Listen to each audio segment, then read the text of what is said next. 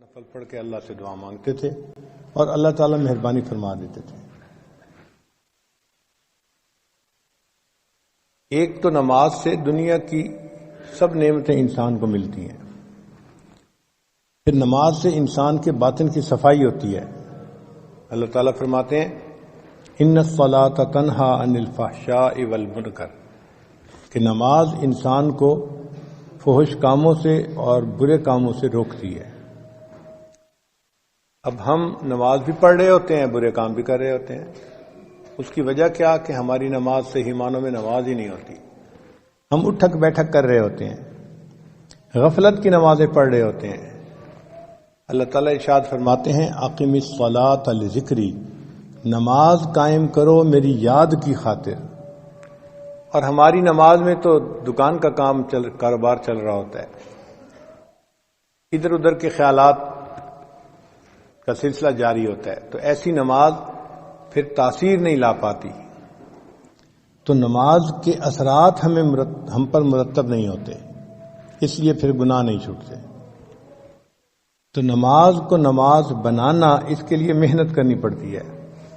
اگر کوئی کویسچن پوچھے، فرض کرو آپ سے، جی آپ نے نماز کو بنانا سیکھا؟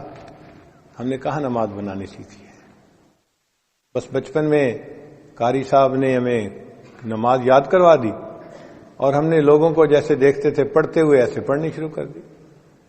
سیکھی کہاں ہے نماز ہم نے؟ پہلے وقتوں میں مشائخ کے پاس آ کے لوگ نماز پڑھنا سیکھا کرتے تھے۔ حضرت سید احمد شہید رحمۃ اللہ علیہ کے پاس ایک صاحب آئے اور کہنے لگے کہ حضرت میں آپ کی خدمت میں اس لیے حاضر ہوا ہوں کہ مجھے صحابہ جیسی نماز پڑھنی سکھا دیں، مجھے صحابہ جیسی نماز پڑھنی سکھا دیں۔ نبی علیہ السلام نے صحابہ کو سکھایا اور صحابہ نے آگے امت کو سکھایا۔ چنانچہ اللہ کے محبوب صلی اللہ علیہ وسلم نے کھڑے ہو کے صحابہ کو نماز پڑھ کے دکھائی، فرمایا صلو کما رأیتمونی اصلی، تم جیسے مجھے دیکھ رہے ہو نماز پڑھتے ہوئے اس طرح نماز پڑھو۔ تو ظاہری صورت تو ہم نماز کی بنا لیتے ہیں، لیکن نماز کے اندر اللہ کی طرف کس طرح دھیان ہونا چاہیے، کس طرح دنیا سے ہمیں کٹ کے نماز پڑھنی چاہیے، وہ ہمیں سمجھ نہیں ہوتی۔ اور دنیا کی محبت اتنی ہمارے دلوں میں ہوتی ہے کہ وہ ہماری جان نہیں چھوڑتی۔ نماز میں بھی دنیا کا خیال۔ ایک بزرگ کسی نے پوچھا حضرت آپ کو نماز میں دنیا کا خیال آتا ہے؟ انہوں نے فرمایا وہی نہ دنیا نہ نماز میں آتا ہے نہ نماز کے بغیر آتا ہے، آتا ہی نہیں۔ اب ہم اگر چاہتے ہیں کہ نماز کے اندر ہماری حضوری بن جائے، اس کے لیے ہمیں کثرت ذکر کرنی پڑے گی۔ آپ حیران ہوں گے جی کہ ذکر کا کیا تعلق نماز کی یکسوئی کے ساتھ؟ ذکر سے انسان کو یکسوئی ملتی ہے، اور وہ یکسوئی، وہ کنسنٹریشن پھر نماز میں کام آتی ہے۔ اس کو ایک مثال سے سمجھیں۔ ایک آدمی اگر کہے کہ جی میں نے باکسنگ کا مقابلہ کرنا ہے، تو جب طے ہو گیا باکسنگ کا مقابلہ، تو آپ اس بندے کو دیکھیں گے کہ وہ روزانہ ورزش کرتا ہے، کبھی جاگنگ کر رہا ہوگا، کبھی ایکسرسائز کر رہا ہوگا، اور کبھی ایک لیدر کے تکیے کو مکے مار رہا ہوگا۔ یہ کیوں ایکسرسائز کر رہا ہے؟ اپنے اندر مشق بڑھانے کے لیے، مہارت بڑھانے کے لیے، اپنے سکل کو امپروو کرنے کے لیے۔ چنانچہ لوگ سوئے ہوئے ہوتے ہیں اور وہ اکیلا لگا ہوا ہوتا ہے۔ ایک دفعہ مائک ٹائسن نے مقابلہ جیتا تو اس سے پوچھا گیا کہ تم کیسے اتنے اچھے باکسر بن گئے کہ ہر بندے کو ناک آؤٹ کر دیتے ہو؟ اس نے کہا کہ اس کے پیچھے ایک ہسٹری ہے میری زندگی کی۔ میرے گھر والے آرام کی نیند سو رہے ہوتے تھے، اور برف باری کے ہے، اس کو نہ پڑھنے پر بہت بڑی سزا ملتی ہے۔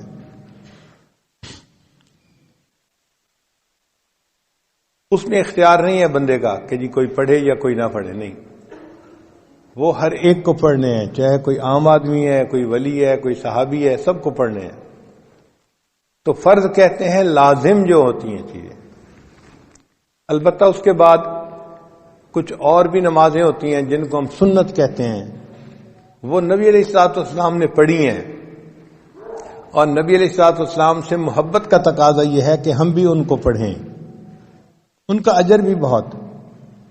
چنانچہ جو سنت مؤکدہ ہیں 12، جیسے ظہر کی 4 سنتیں، فجر کی 2 سنتیں، اور مغرب کے بعد بھی 2 سنتیں ہیں، اور عشاء کے فرض کے بعد بھی سنتیں ہیں، ان سنتوں کو جو بندہ باقاعدگی سے پڑھتا ہے، حدیث پاک میں آتا ہے اللہ تعالیٰ قیامت کے دن اس کو جہنم سے امن عطا فرمائیں گے۔ پھر کچھ ایسی رکعتیں ہوتی ہیں جن کو ہم نفل کہتے ہیں، وہ بندے کا اللہ سے محبت کا اظہار ہوتا ہے، ان کو آپشنل کہتے ہیں۔ اگر کوئی پڑھ لے گا تو ثواب ملے گا، اگر نہیں پڑھے گا تو وہ فائدہ نہیں اٹھا پائے گا، بس کوئی سزا نہیں ہوتی اس کے اوپر۔ یہ نمازیں بھی بہت اہمیت کی حامل ہیں۔ آج کل کے دور میں طبیعتوں میں سستی اتنی آ گئی ہے کہ نوجوان بس فرض پڑھتے ہیں یا مشکل سے سنت نماز پڑھی اور پھر مسجد سے چلے جاتے ہیں۔ وقت بھی ہوتا ہے، کوئی ڈنڈا لے کے سر پہ نہیں کھڑا ہوتا کہ بھئی نکلو یہاں سے، وقت بھی ہوتا ہے، مگر طبیعت کے اندر نفل پڑھنے کا شوق نہیں ہوتا۔ یہ افسوس کی بات ہے۔ نفل کو بھی ہمیں پڑھنا چاہیے۔ چنانچہ حدیث پاک میں نفل نمازوں کو پڑھنے کے بڑے فضائل وارد ہوئے ہیں۔ حدیث مبارکہ میں ہے کہ جو بندہ فجر کے بعد اپنی جگہ پر بیٹھا رہے، فجر کی نماز کے بعد، اور ذکر اذکار کرتا رہے حتیٰ کہ سورج طلوع ہو جائے، پھر اس کے بعد وہ اگر 2 رکعت اشراق کی نماز پڑھے گا تو اس کو 1 حج اور 1 عمرے کا ثواب عطا ہوگا۔ اور صحابی کہتے ہیں کہ نبی علیہ السلام نے جب یہ فرمایا تو 3 دفعہ کہا کہ مکمل مکمل مکمل، یعنی حج اور عمرے کا ثواب تھوڑا نہیں ملے گا، مکمل حج مکمل عمرے کا ثواب ملے گا۔ حیران ہوتے ہیں، حج کرنا تو ایک مشقت والا کام ہے اور بڑا ٹائم لگتا ہے اور پیسے لگتے ہیں، وقت لگتا ہے، اور یہاں 2 رکعت پہ حج کا ثواب مل گیا، عمرے کا ثواب مل گیا۔ تو علماء نے بات سمجھائی کہ دیکھو، ایک ہوتا ہے ضابطہ اور ایک ہوتا ہے رابطہ۔ ضابطہ تو ہوتا ہے کہ ایک روٹین بنی ہوئی ہے، اس کے مطابق کچھ کام کرنے پر اس بندے کو کوئی چیز دے دی جائے، اور رابطہ اس کے تعلق کے اوپر ہوتا ہے۔ اب اس کی مثال یوں سمجھیں کہ آپ کے ہاں ایک مزدور کام کرتا تھا اور آپ اس کو روزانہ کے 500 روپے دیتے تھے مزدوری کے۔ ایک دن وہ غمزدہ سا بیٹھا ہوا ہے تو آپ اس سے پوچھتے ہیں کہ بھئی کیا ہوا؟ وہ کہتا ہے جی کہ میری بیٹی کی شادی ہے 1 ہفتے کے بعد، اور میرے پاس تو کچھ وسائل نہیں، تو میں بہت پریشان ہوں کہ میں بیٹی کی رخصتی کیسے کروں گا۔ اس کی بات سن کے آپ کے دل میں اس کے ساتھ ہمدردی پیدا ہوتی ہے۔ اب آپ اس کو 10,000 روپے دے دیتے ہیں، بھئی اپنی بیٹی کی شادی کے لیے میری طرف سے 10,000 روپے لے۔ اب دیکھیں، ضابطہ یہ تھا کہ اس نے پورا دن مزدوری کرنی تھی اور 500 روپے کمانے تھے، اور جب مالک سے اس کا رابطہ ہوا تو 2 منٹ کی گفتگو کے بعد اس کو 10,000 روپیہ مل گیا۔ تو فرض نمازوں پہ انسان کو ضابطے کے مطابق اجر ملتا ہے، بہت زیادہ ہوتا ہے وہ بھی، لیکن جو فرضوں سے بھی آگے بڑھ کے کام کرتا ہے تو اللہ تعالیٰ کو اس پہ پیار آتا ہے، اور پھر بڑوں کی دین ہمیشہ بڑی ہوتی ہے۔ اللہ تعالیٰ اس بندے کو اپنے خزانوں سے دیتے ہیں اور بڑا انعام عطا فرماتے ہیں۔ آپ کے گھر میں ڈرائیور ہے، ایک دن وہ آپ کے پاس شہد کی بوتل لے کے آ گیا، او جی ہمارے گاؤں میں درخت کے اوپر شہد کا چھتا لگا ہوا تھا، کل ہم نے اتارا، چونکہ چھوٹی مکھی کا شہد تھا اور خالص تھا تو میں نے سوچا میں آپ کے لیے لے کے آتا ہوں۔ اب وہ شہد کی ایک بوتل آیا، لیکن آپ کے دل میں اپنی جگہ بنا کے چلا گیا کہ آپ نے سوچا کہ اچھا یہ مجھ سے اتنا تعلق رکھنے والا ہے کہ اس کو یہ خیال تھا کہ یہ شہد میں اپنے مالک کو دوں گا تاکہ وہ ناشتے میں استعمال کرے. وہ شہد لانا اس کے لیے ضروری نہیں تھا، محبت کا اظہار تھا، لیکن اس محبت کے اظہار کی وجہ سے آپ کا تعلق اس کے جڑ گیا، اس نے آپ کے دل میں جگہ بنا لی. اسی طرح نوافل آپشنل ہوتے ہیں، لیکن جب انسان نوافل ادا کرتا ہے تو اللہ تعالیٰ کے ہاں اس بندے کی جگہ بن جاتی ہے، اللہ تعالیٰ اس بندے سے محبت فرماتے ہیں. چنانچہ احادیث میں لکھا ہے کہ نوافل کے فضائل میں سے ایک یہ بھی ہے کہ قیامت کے دن اللہ تعالیٰ بندے کی نماز کو چیک کریں گے، دیکھیں گے، اور اگر نماز میں کوئی کمی ہوگی، کوتاہی ہوگی، تو اللہ تعالیٰ فرشتوں کو فرمائیں گے میرے اس بندے کے نام اعمال میں نوافل کو دیکھو، اگر نفل موجود ہیں تو ان کو فرضوں کی جگہ قبول کر لو. سبحان اللہ، ہمارے نوافل ہمارے فرضوں کی کمی کو پورا کر دیں گے. تو یہ کتنا بڑا اللہ کا فضل ہے اور کرم ہے کہ ان کو ہم باقاعدگی سے اگر پڑھیں تو اللہ تعالیٰ اس کے بدلے ہمارے فرائض کے حساب کو آسان کر دیں گے.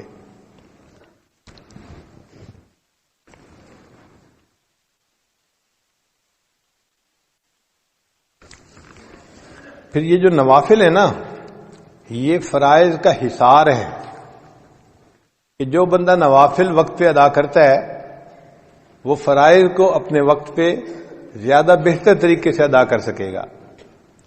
اور اگر نوافل میں سستی کرے گا تو وقت کے ساتھ ساتھ سنن پر عمل کرنے میں سستی کرے گا، اور جو سنن پر سستی کرنے میں عمل کرے گا اللہ تعالیٰ اس کو فرائض سے محروم فرما دیں گے، اور جو فرائض سے محروم ہو گیا وہ انسان بدبخت اور شقی بن جائے گا. تو نوافل حصار ہیں انسان کے فرائض کا. اور ہم دیکھتے بھی ہیں بعض نوجوان بچے باہر ملکوں میں، عرب ملکوں میں خاص طور پر، ان کو صرف نماز کے فرائض پڑھنے کی عادت ہوتی ہے. چنانچہ آپ جماعت کے ساتھ نماز پڑھیں جدہ یا کسی اور جگہ پر، تو شروع میں آپ دیکھیں گے کہ 10 بندے ہوں گے امام کے ساتھ تکبیر اولیٰ سے نماز پڑھنے والے، لیکن پھر نوجوان آنے شروع ہو جائیں گے اور 4 رکعت مکمل ہونے تک پوری مسجد نوجوانوں سے بھر جائے گی. اتنے نوجوان نماز کے لیے آئے کہ پوری مسجد ہی بھر گئی، لیکن جیسے ہی سلام پھیرا وہ نوجوان اسی وقت اٹھ کے واپس جانا شروع کر دیں گے، اور 1 منٹ کے اندر پھر وہی 10-15 بندے جو نماز پڑھ رہے تھے پہلے وہی رہ جائیں گے، باقی سب مسجد سے چلے جائیں گے. تو گویا اب نوجوانوں نے صرف فرضوں کو ہی نماز بنا لیا، سنتوں کے پڑھنے کا شوق نہ رہا، نفل کا ذوق نہ رہا. اس میں پھر ہوتا کیا ہے کہ جو صرف فرض پڑھنے والے ہیں پھر کئی دفعہ فرض میں بھی سستی کر جاتے ہیں، آ نہیں پاتے. تو نوافل پڑھنے والا انسان یوں سمجھیں کہ اپنے فرائض کے گرد ایک حصار باندھ لیتا ہے، جس کی وجہ سے اس کے فرائض اچھے طریقے سے ادا ہو جاتے ہیں.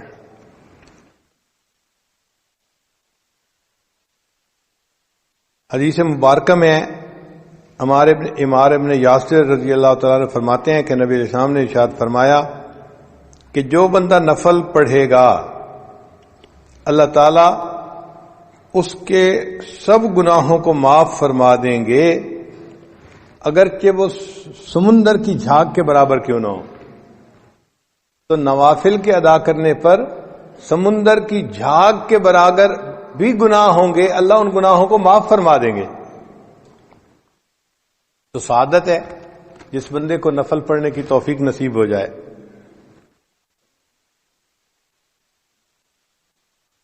اور ایک حدیث پاک میں ہے کہ بندہ جو نوافل پڑھتا ہے تو اللہ تعالیٰ فرشتوں کو فرماتے ہیں کہ اس کے نام اعمال میں صدقہ کرنے کا ثواب لکھا جائے، اور صدقہ کرنے سے مصائب ٹلتے ہیں. گویا نوافل پڑھنے والے بندے کے مصائب کو اللہ تعالیٰ اس کے اوپر سے ہٹا دیتے ہیں. آپ دیکھیں ہم اپنی پریشانیوں کے دور ہونے کے لیے کتنے فکر مند ہوتے ہیں، اور بعض لوگ تو عملیات کے پیچھے بھاگتے ہیں. اس سے پوچھو اس سے پوچھو کیا عمل کریں کیا عمل کریں. بھائی سب سے بہتر عمل آپ نفل پڑھنا شروع کر دیں. نمازوں کے ساتھ جو نفل ہیں ان نوافل کی برکت سے اللہ آپ کو مصیبتوں سے محفوظ فرما لیں گے.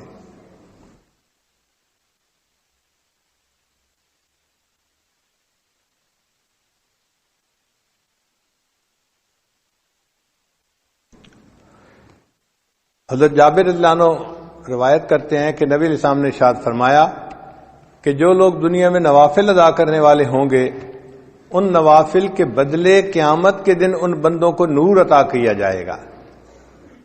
قیامت کے دن اندھیرا ہوگا اور ایمان والوں کے سروں کے اوپر نور ہوگا.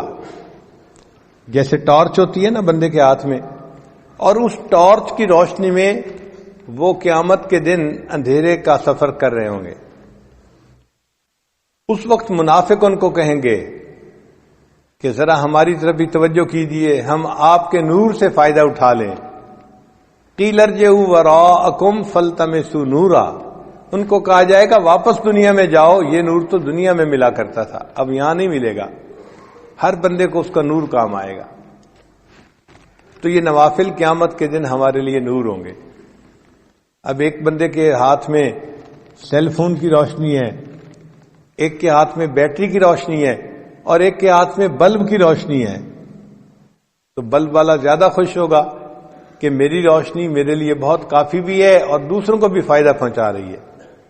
تو جن لوگوں کے ایمان کا نور قیامت کے دن زیادہ ہوگا وہ قیامت کے دن خوش لوگ ہوں گے, خوشی کا اظہار کرنے والے لوگ ہوں گے.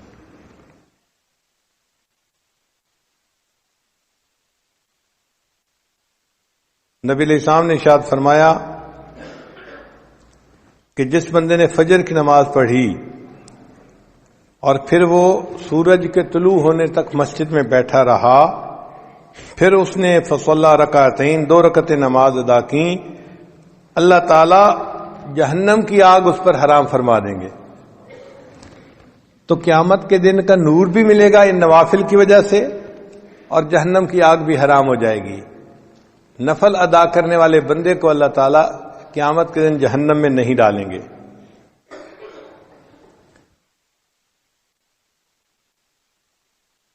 ربیہ بنت کعب رضی اللہ تعالیٰ عنہ فرماتے ہیں کہ میں نبی علیہ السلام کے ساتھ تھا تو اللہ کے حبیب صلی اللہ علیہ وسلم نے فرمایا کہ جو بندہ نفل ادا کرنے والا ہوگا اللہ تعالیٰ اس کو قیامت کے دن میری رفاقت عطا فرمائیں گے. آپ ذرا سوچئے یہ کتنا بڑا انعام ہے کہ ان نوافل کے ادا کرنے پر اللہ تعالیٰ قیامت کے دن نبی علیہ السلام کی رفاقت ادا فرمائیں.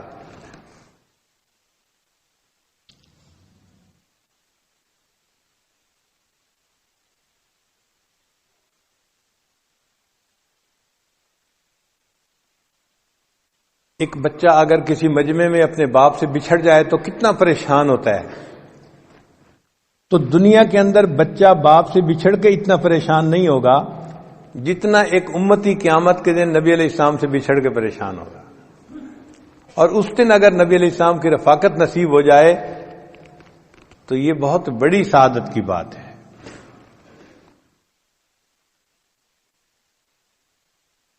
اور جو بندہ نوافل ادا کرتا ہے اس کو اللہ تعالیٰ کا قرب نصیب ہو جاتا ہے. حدیث مبارک میں ہے یتقرب الی عبدی بالنوافل حتی احبہ, میرا بندہ نوافل کے ذریعے میرا ایسا قرب حاصل کر لیتا ہے کہ میں اس سے محبت کرنے لگ جاتا ہوں. یعنی نفل ادا کرنے والا بندہ اس سے اللہ تعالیٰ محبت فرماتے ہیں, اللہ کا قرب نصیب ہوتا ہے نوافل کے ادا کرنے پر. پھر اللہ فرماتے ہیں میں اس کی آنکھ بن جاتا ہوں جس سے وہ دیکھتا ہے, ہاتھ بن جاتا ہوں جس سے وہ پکڑتا ہے, میں زبان بن جاتا ہوں جس سے وہ بولتا ہے. سبحان اللہ, یہ حدیث مبارکہ تو بڑے عجیب مضمون کی حامل ہے کہ اللہ تعالیٰ فرماتے ہیں میں اس کے ہاتھ بن جاتا ہوں جس سے وہ پکڑتا ہے, آنکھ بن جاتا ہوں جس سے وہ دیکھتا ہے. محدثین نے اس کے معنی یہ لکھے ہیں کہ یہ جو جسم کے اعضاء ہیں یہ انسان کے معاون ہوتے ہیں. دیکھیں ہم جو کام بھی کرنا چاہتے ہیں تو ہاتھ, پاؤں, آنکھ یہ سب ہمارے معاون ہیں, ان کے ذریعے سے ہی ہم وہ کام کرتے ہیں. تو جب اللہ تعالیٰ نے فرمایا کہ میں اس کی آنکھ بن جاتا ہوں، ہاتھ بن جاتا ہوں، اس کا ایک معنی تو یہ ہے کہ اللہ تعالیٰ اس کے کاموں میں اس کے معاون بن جاتے ہیں، اور دوسرا معنی یہ ہے کہ انسان کے اعضاء اس کے محافظ بھی ہوتے ہیں۔ اگر کوئی آدمی آپ کی طرف پتھر پھینکتا ہے فرض کرو، تو آپ اپنے ہاتھوں سے اس کو کیچ کر لیتے ہیں، لگنے نہیں دیتے، روک لیتے ہیں۔ آپ کو کسی جگہ خطرہ ہو تو آپ بھاگتے ہیں وہاں سے بچنے کے لیے۔ تو اعضاء بندے کے محافظ بھی ہوتے ہیں۔ تو جب اللہ تعالیٰ بندے کے اعضاء کا ذکر فرما رہے ہیں تو محدثین نے کہا اس کا معنی یہ کہ اللہ تعالیٰ بندے کے محافظ بن جاتے ہیں اور اس بندے کی ہر برائی سے حفاظت فرماتے ہیں۔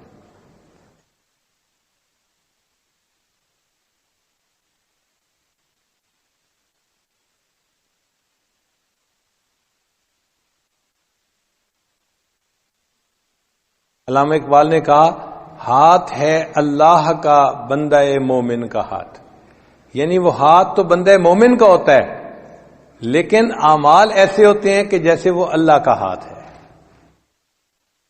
اللہ تعالیٰ قرآن مجید میں فرماتے ہیں اے میرے حبیب صلی اللہ علیہ وسلم، جب آپ نے مٹی پھینکی تھی کافروں کی طرف، وما رمیتا اذ رمیتا ولکن اللہ رما، جب آپ نے وہ ریت پھینکی تھی ان کافروں کی طرف جو ان کی آنکھوں میں جا کے پڑی تھی، وہ آپ نے نہیں پھینکی تھی، وہ تو اللہ تعالیٰ پھینک رہے تھے۔ تو قرب کا ایک ایسا مقام مل جاتا ہے کہ بندے کا عمل ہوتا ہے لیکن اللہ اس عمل کو اپنی طرف منسوب فرما دیتے ہیں۔ اس لیے شاعر نے کہا گفتئے او گفتئے اللہ بود، گرچہ از حلقوم عبد اللہ بود، اگرچہ وہ بندے کے حلق سے بات نکلتی ہے لیکن اس بندے کی بات ایسے ہوتی ہے جیسے اللہ کی بات ہوتی ہے۔ اللہ ان کی زبان کا نکلی ہوئی بات کو پورا فرما دیتے ہیں۔ اور یہ تو ہم نے بھی اپنی زندگی میں مشاہدہ کیا بعض بزرگوں کی صحبت میں رہ کر کہ ان کے منہ سے بات نکل جاتی تھی، اللہ پوری کر دیتے تھے۔ تو انسان کو قرب الہی کا ایسا مقام مل جاتا ہے ان نوافل کے ادا کرنے پر۔ اور ایک حدیث پاک میں ہے، حضرت عقبہ بن عامر اللہ عنہ اس کی روایت کرتے ہیں کہ جو بندہ دن کے شروع میں چند نوافل ادا کر لیتا ہے، اللہ تعالیٰ پورے دن کے کاموں میں اس کی کفالت فرماتے ہیں۔ یہ دیکھیں کتنی بڑی بات ہے کہ پورے دن کے کاموں میں اللہ اس بندے کی کفالت فرماتے ہیں جو دن کے شروع میں نماز پڑھ لیتا ہے، نوافل پڑھ لیتا ہے۔ اللہ اس کے کفیل بن جاتے ہیں۔ اللہ جب کفیل بن جائیں تو پھر کاموں میں مشکل نہیں رہتی۔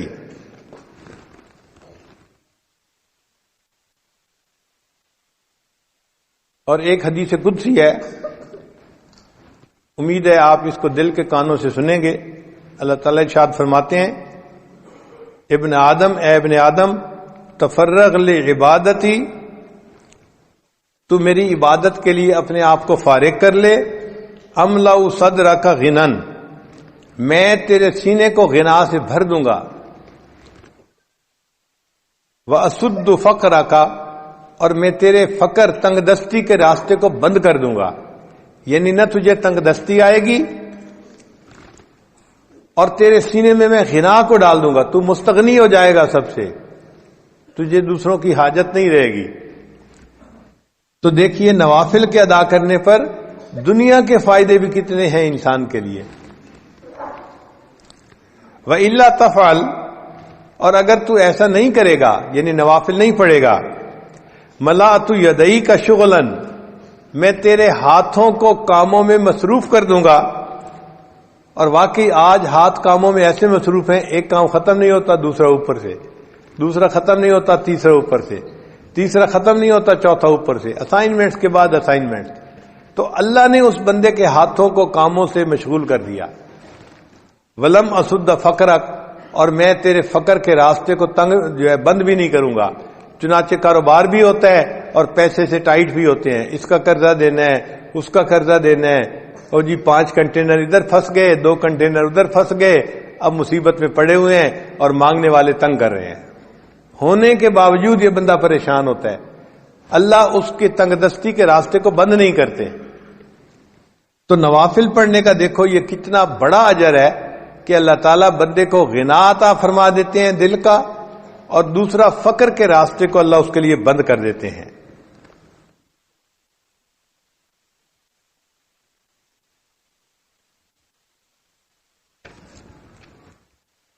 ان نوافل میں جو سب سے اہم نوافل ہیں وہ ہیں جو فقہا نے فرض نمازوں میں نوافل کہے ہیں نا. جیسے ظہر کی نماز پڑھی تو آپ نے 4 رکعت سنت پہلے پڑھی، پھر 4 رکعت فرض پڑھے، پھر 2 رکعت سنت پڑھی، پھر اس کے بعد 2 رکعت نفل بھی ہیں. تو سب سے پہلا کام یہ کریں کہ نمازوں کو مکمل طور پہ پڑھنا شروع کریں. وہ جو فرض نمازوں کے نوافل ہیں ان کو چھوڑے نہیں، ان کو ضرور پڑھیں. اسی طرح مغرب کی نماز پڑھی تو 3 فرض پڑھے، 2 رکعت سنت پڑھی، پھر اس کے بعد 2 رکعت نفل بھی ہیں. نوجوان وہ نفل چھوڑ دیتے ہیں، وہ نہیں چھوڑنے، ان کو باقاعدگی سے پڑھنا شروع کر دیں. اس پہ کوئی زیادہ وقت نہیں لگتا، عادت کی بات ہوتی ہے. جن کو عادت ہوتی ہے وہ پڑھ لیتے ہیں، جن کو عادت نہیں ہوتی وہ چھوڑ دیتے ہیں. اسی طرح عشاء کے بعد آپ نے فرض پڑھے، پھر 2 رکعت سنت پڑھی، پھر اس کے بعد 2 رکعت نفل ہیں، پھر وتر کی نماز ہے اور وتر کے آخر پہ پھر 2 رکعت نفل ہیں. تو یہ جو وتر سے پہلے اور بعد میں نوافل ہیں ان کو ضرور پڑھیں. جب آپ نے نمازوں کے یہ نوافل پڑھ لیے، یعنی آپ نے نمازوں کو نوافل کے ساتھ ادا کرنا شروع کر دیا، اس کے بعد اگلا قدم ہے کہ آپ نوافل میں سے جو سب سے اعلیٰ نوافل ہیں، تہجد کے نوافل، ان کو بھی پڑھنے کی عادت ڈالیں. تہجد کی نماز پڑھنی کوئی مشکل کام نہیں ہے، انسان کے روٹین کا مسئلہ ہے. عبادت کرتے ہیں جن کے پہلو بستروں سے جدا رہتے ہیں رات کے وقت اللہ کی یاد میں، تو ان اللہ کے عاشقوں میں میں نے بھی اپنا نام ضرور لکھوانا ہے. جب آپ اس انداز سے سوچیں گے نا تو پھر تہجد پڑھنی آپ کے لیے مشکل نہیں ہوگی. الارم لگا کے رکھیں گے، آنکھ کھل جائے گی، اور کئی مرتبہ تو بغیر الارم کے بھی آنکھ کھل جائے گی. تو ایک دل میں حسرت ہو کہ اے اللہ، ہر رات آپ کے جو عاشقوں کی فہرست بنتی ہے، کاش کہ میں ہر رات ان میں اپنا نام ضرور درج کروا دوں. پھر آدھا گھنٹہ پہلے اٹھ کے تہجد پڑھنی کوئی مشکل کام نظر نہیں آتا. اور اس میں اپنے اپنی سوچ کی بات ہے. آپ یہ نہ سوچیں میں تہجد نہیں پڑھتا، معاملہ کچھ اور ہے، مجھے تہجد کی توفیق نہیں دی جاتی، اللہ تعالیٰ نہیں پڑھنے دیتے. حدیث پاک سے ثابت ہے، نبی السلام نے ارشاد فرمایا جب رات کا وقت ہوتا ہے اللہ تعالیٰ فرشتوں کو بلاتے ہیں اور فرماتے ہیں کہ دیکھو یہ میرے مقبول بندوں کے اٹھنے کا وقت ہے، میرے محبوب بندوں کے اٹھنے کا وقت ہے، اور اس وقت میں فلاں فلاں فلاں وہ میرے مبغوض بندے ہیں، میں انہیں پسند نہیں کرتا، تم جاؤ اور ان کے سروں پر پہرا دو اور ان کو تھپکی دے کے سلا دو، میں نہیں چاہتا کہ وہ اٹھیں اور وہ مجھ سے مانگیں. تو حدیث پاک میں آتا ہے کہ فرشتے تھپکی دے کے سلا دیتے ہیں، بندہ گہری نیند سویا ہوتا ہے، تہجد میں اس کی آنکھ ہی نہیں کھلتی. تو یہ نہیں کہ ہم تہجد نہیں پڑھتے، معاملہ کچھ اور ہے، پڑھنے کی اللہ توفیق ہی نہیں دیتے، اس لیے کہ اللہ تعالیٰ اس وقت میں ہمارا چہرہ دیکھنا ہی پسند نہیں کرتے، شکل ہی نہیں پسند کرتے.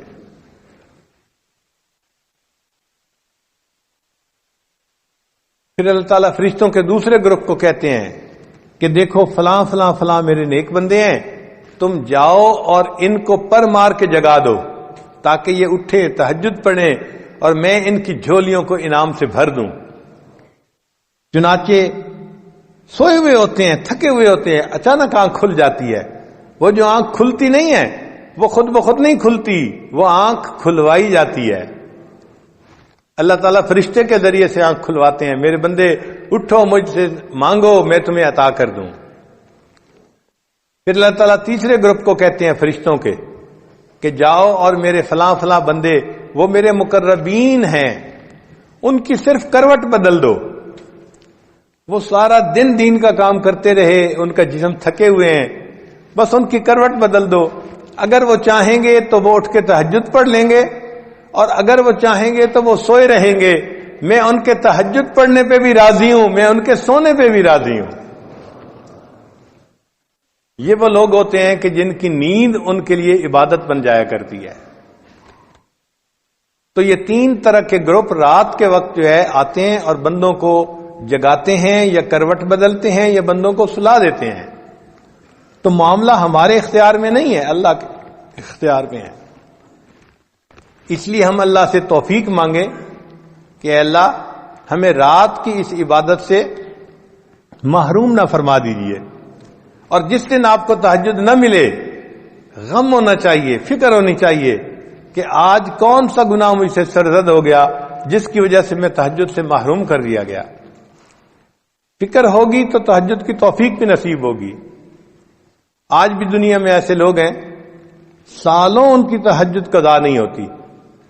ہمارے حضرت مرشد عالم رحمت اللہ علیہ فرمایا کرتے تھے کہ تہجد کے وقت اتنا نور برستا ہے کہ دیہاتی عورتیں جو اس وقت اٹھ کر لسی بناتی ہیں اپنے گھروں میں، وہ بھی تہجد کے انوارات سے محروم نہیں رہتی.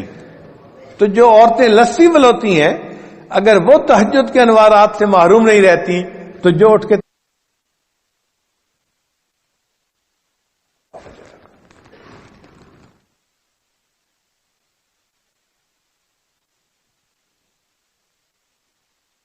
آپ یوں سمجھیں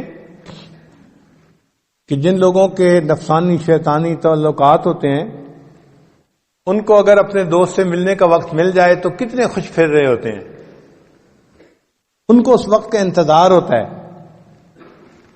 اگر یہ دنیا کے اس قسم کے تعلقات میں ان کی یہ حالت ہے تو جن کو اللہ سے محبت ہے پھر ان کو بھی دن میں 5 مرتبہ اپنے محبوب سے ملاقات کا انتظار ہوتا ہے.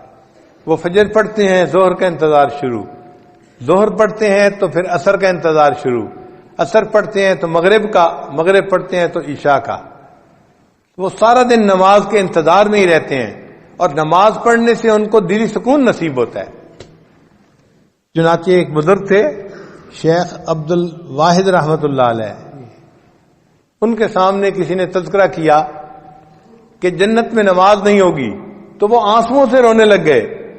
کسی نے کہا کہ حضرت آپ رو کیوں رہے ہیں؟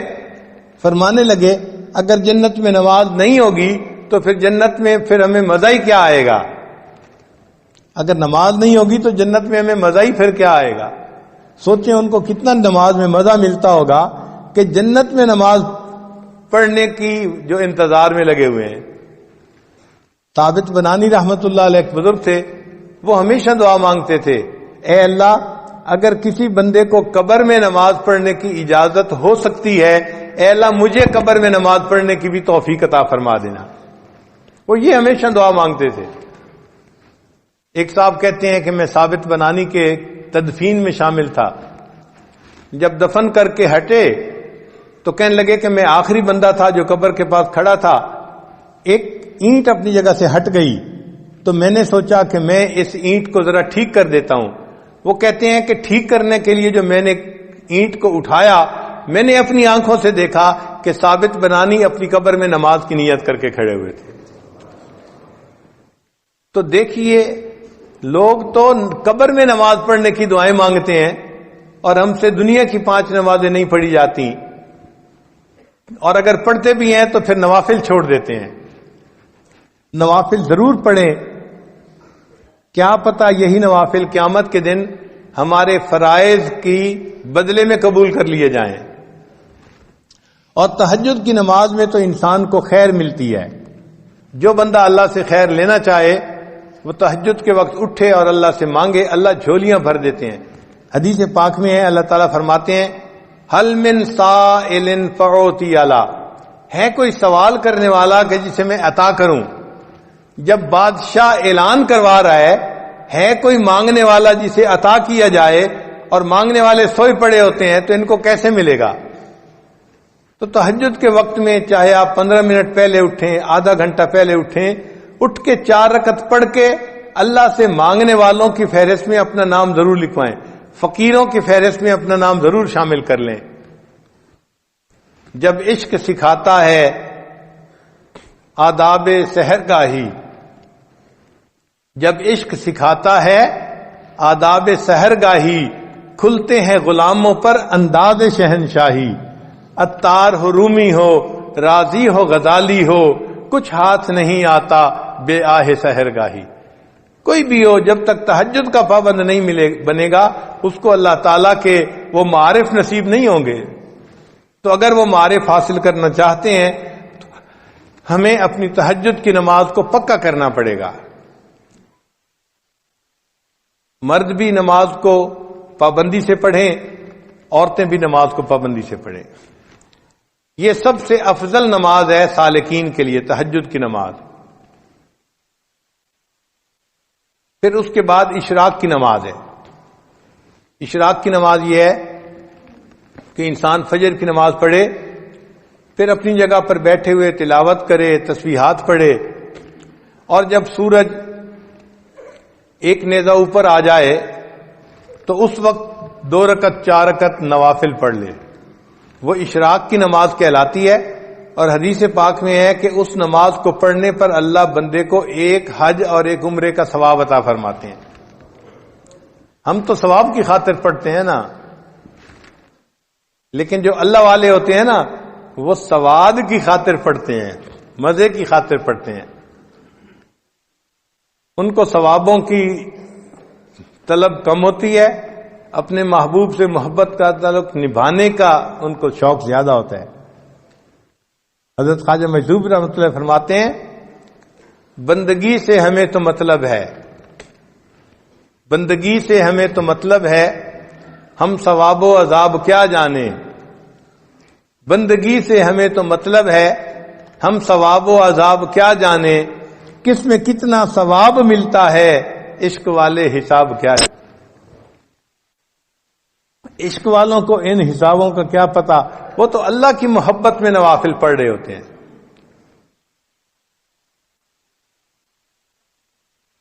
اگر اشراق کے نوافل پڑھنے کی عادت پڑ جائے تو پھر اس کے بعد صلاۃ الضحیٰ، جس کو چاشت کی نماز کہتے ہیں، یہ دن کے 9 بجے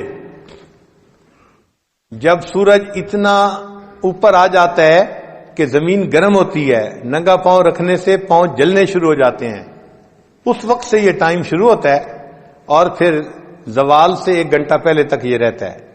اس کو صلاۃ چاشت کہتے ہیں. یہ اگر 2 رکعت بھی پڑھ لیں تو بہت اچھا، ورنہ 12 رکعت تک پڑھ سکتے ہیں. اس میں اللہ نے روزی کی برکت رکھی ہوئی ہے. چنانچہ جو بندہ چاشت کی نماز پڑھتا ہے اللہ تعالیٰ اس کو برکت والی روزی عطا فرما دیتے ہیں.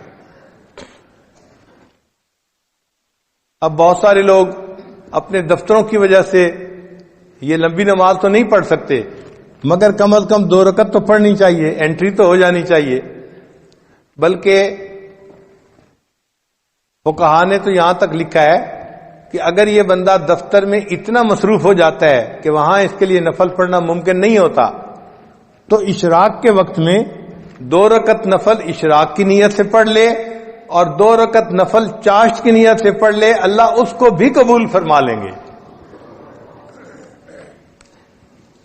تو اشراق اور چاشت تو اس طرح ہو گئی.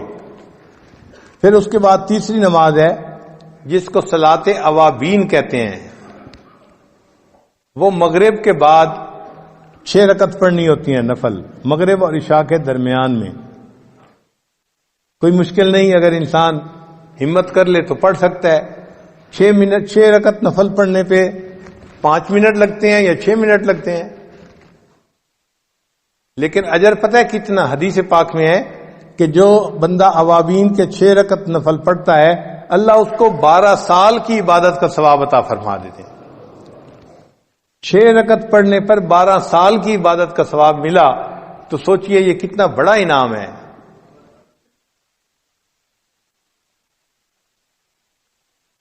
جو لوگ حفاظ ہیں وہ تہجد میں قرآن پڑھا کریں، منزل جو ہوتی ہے نفلوں میں. اگر تہجد میں اٹھنا مشکل ہے تو پھر دوسرا طریقہ مغرب اور عشاء کے درمیان 2 رکعت 4 رکعت میں اگر ایک پارہ پڑھ لے تو ان کے قرآن پاک کی منزل پکی رہے گی ہمیشہ.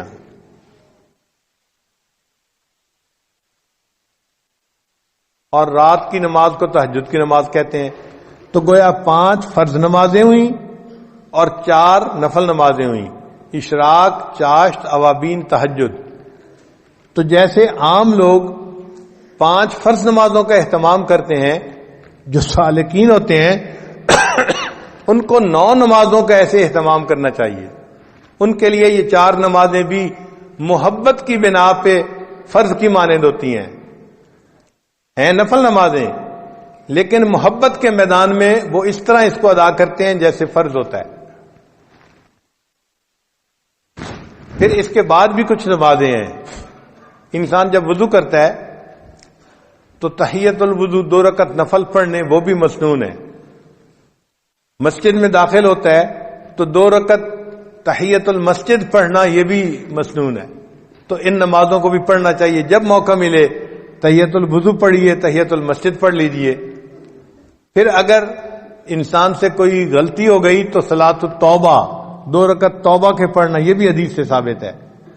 پھر اگر اللہ نے کوئی نعمت عطا فرما دی تو 2 رکعت شکرانے کے ادا کرنا یہ بھی حدیث پاک سے ثابت ہے. ان نمازوں کو جتنا آپ پڑھ سکتے ہیں اتنا پڑھیں، ان کا اجر ملے گا، اس کے بدلے فرض قبول ہو جائیں گے. اور قیامت کے دن اللہ تعالیٰ بندے کو نبی علیہ السلام کی رفاقت عطا فرمائیں گے اور اونچا مرتبہ عطا فرمائیں گے.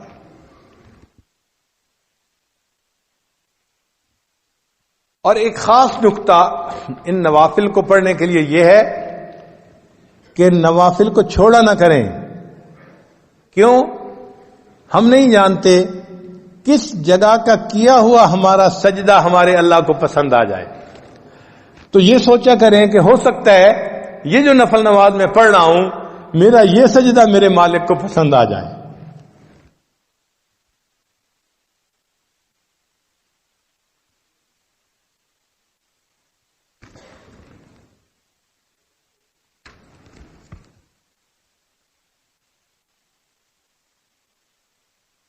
علامہ اقبال نے کہا واقف ہو اگر لذت بیداری شب سے، واقف ہو اگر لذت بیداری شب سے، اونچی ہے ثریا سے بھی یہ خاک پر اسرار.